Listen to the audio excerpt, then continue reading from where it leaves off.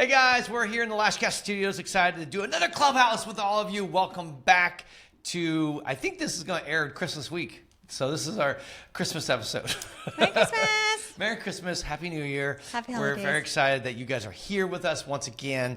And we want to talk about today, our topic is going to really about regulation and talking about what is regulation really necessary in our industry? Do we need more regulation? Do we need less regulation? What's the benefits for having regulation? And we have some experiences. Tusney almost was on the state board here, actually. I don't want to say almost. I said I interviewed for the position. Wasn't almost on it. Well, I mean, she was recommended by the PBA. They recommended her to be on it because she is, knows a few things, and we don't know how many people, but she got through a little bit of the interview process and went really deep and learned a lot, watched a lot, and because that has some different opinions now, and we have two different things we should definitely designate. There are two areas we're talking about here. There's regulation, meaning like the state run, right? What you need, a license or not. In some parts of the country, license is not necessary. There's some states still today that don't require it. As far as I know, most of Canada today, you still don't need a license. I think even in UK, if I remember right, you don't have to have a license. There are some provinces in Canada that you do. Yeah, there are some, but I think the majority don't. But that said, in California, it's required to have a license, a beauty, whether esthetician or a cosmo license. So we're going to talk about that, but also we're going to talk about then, okay, there are some states changing the game up. We have Arizona coming on and Utah changing things by lowering the times. Is that a good thing or a bad thing? Texas started this many years ago because of Sophie from Nova Lash went ahead and actually completely changed to where it's only 300 hours, I think. So there's been some cool things happening there. And then, what is that as opposed to certifications? How important are certifications, which is what you get when you take a training with Tuss, or you take even when you come to LashCon, you get a little certificate saying you came to LashCon.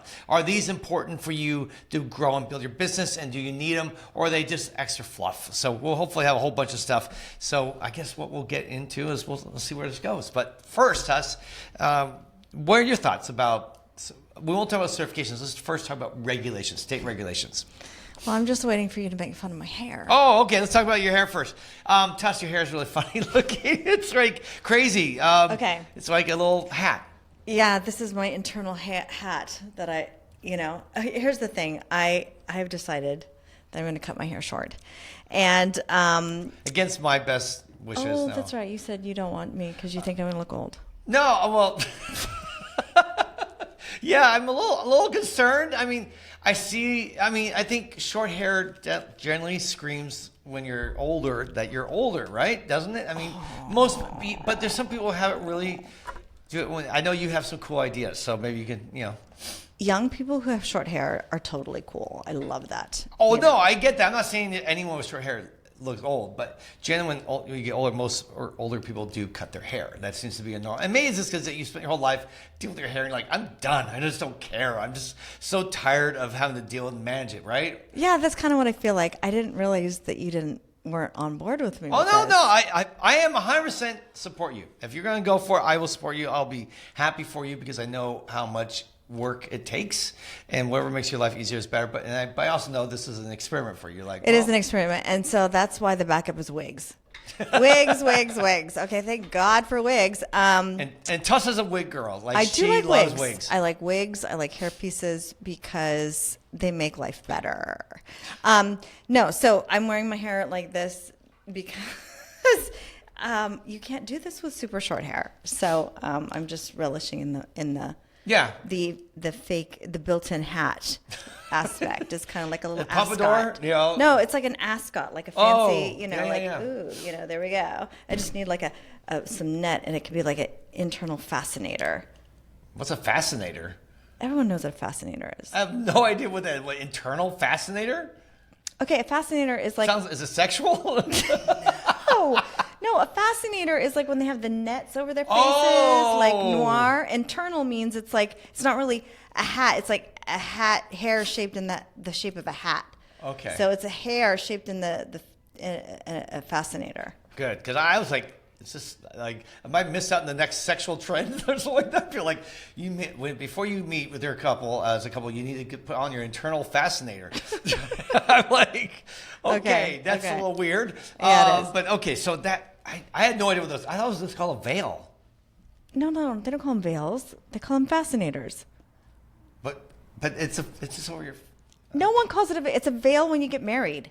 Oh, but once you're not married, it's different. A A veil like covers your veil and it trails behind your head. The fascinator is just like netting that goes over your eyes. No, I see it. In fact, what was it in Blade Runner? I think doesn't she have I thought it was a veil, but I think she has a fascinator. Which one? Well, Blade Runner is the future, so I don't know if they would call that a veil. Call it a speedinator. Like what about Jorky? Geordi from Star Trek. No, LeVar Burton. Well, no, LeVar Burton, but those were glasses he's wearing that actually this piece of plastic over his eyes so he could see. And then they realized, wait a minute, this is the future. They'll have fixed vision problems, so they take it off so he can finally walk around and see. So he doesn't have that all the seasons. I forget when but that's super nerdy. Yeah. Okay, let's. Nerdy. Anyway, all right. We're Tuscany and her fascinator all internal style. Yes, very very cool. Okay, all right, so let's what's talk about regulation. Is regulation something that you are big on, like we need more regulation, or do you feel like at this point regulation is maybe overplayed a little bit and we can back off and allow more people, somewhat with lower regulation, more people can participate and be it? In the very beginning, when I first started this career, I used to I thought that regulation was super important.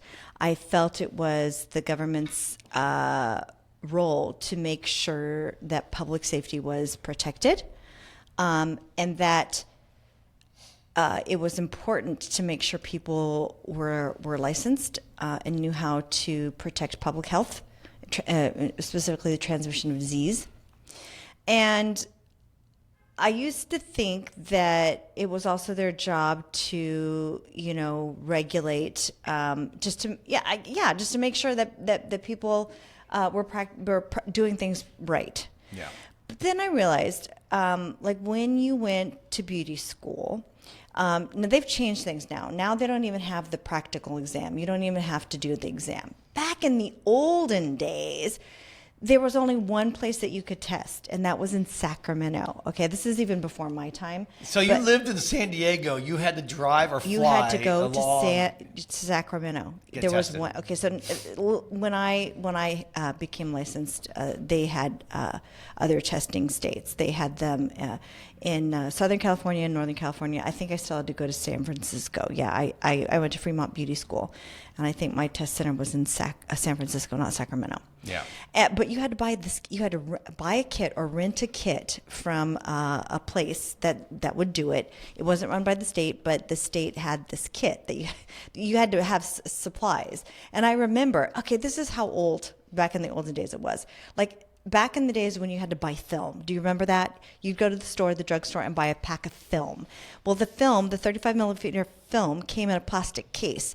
It was it was the ubiquitous film case, and everyone saved these things and would store like conditioner and stuff and put them in because it was like a Tupperware container. Hoarders like you mean you would store. Everybody stuff. Stored stuff in those. I threw them away, including this kit, the beauty kit. Basically, they put like mask or something in these old film kits. Anyway, so you would rent this kit and you would do the test, and it had stuff like lip balm and like shampoo and face wash and stuff like that. It was gross. Anyway, you'd rent the kit and you perform the test and you were graded, and then you'd also go and take your written test. Well, people used to stress during the test for cosmetology school about the quality of their style, and the truth is that nobody cared. You were not being judged on how beautiful the style was. You were being judged on how you handled the sanitation, and that was it. I mean, it was mostly about safety, right? They were just making sure that you had a safe environment to take care of clients so that they would leave and not have diseases and stuff like that. They could not have cared less about how pretty the style was. In fact, you left with your client looking ridiculous because half the brow was waxed and half was tweezed.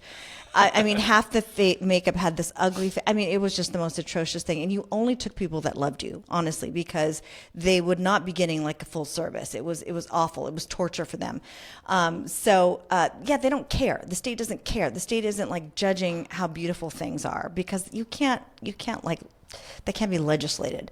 That's so completely subjective. And the only duty that they have is to make sure that you're protecting public safety. Yeah. So for you, you went through all this. You got your license. You got basically to work in California. And now people are beginning to see a movement in states to try to change those rules and make it easier for lash artists. Because right now, at least in California, you either have to get cosmetology, which is 1,200 hours, I think. No, it's 1,000 hours now. Oh, yeah, that's right. They lowered it. They lowered it. Yeah, so it's 1,000 hours or 600 hours as an esthetician. Esthetician. And so that's not something you do in a month or two. It takes a little that's time. a commitment. That's a commitment. So, but you see now, the first was Texas. If you don't know, Sophie should give a shout out to Nova Lash. Sophie Merze. Yeah, she basically, that's where lashes started. It started in Houston. In case you didn't know, lashes started in Houston. That's the first place in the United States where lashes were being sold and taught by Sophie from Nova Lash. She basically is a chemist and a bunch of other stuff. And she was going to Asia and saw what was going on. They were doing lash extensions out there. And she came with the idea, what if we use cyanoacrylates as an adhesive that would last longer? And so she married the lash extensions with cyanoacrylates and brought that here to California, to Houston. So anyhow, she started doing lashes. And of course, what happened along the way is at some point she realized, wow, it takes a lot of time to get your license. And for lashes, if all you want to do is lashes, you don't care about skincare, you don't care about cutting hair, maybe we should have a licenses for lashes. Like, you can teach lashes. And so they came with a 300 hour. I think it's still 300 hours. It's all it takes. And she had to fight for this. It didn't take a week or two. Oh, no, she fought a battle. And for that, we gave her the Industry Impact Award. She was the first ever recipient of that. And she was truly deserving, because we wouldn't be here today, all of us, doing what we do with lashes, if it hadn't been her paving the way. And most people don't even know her name.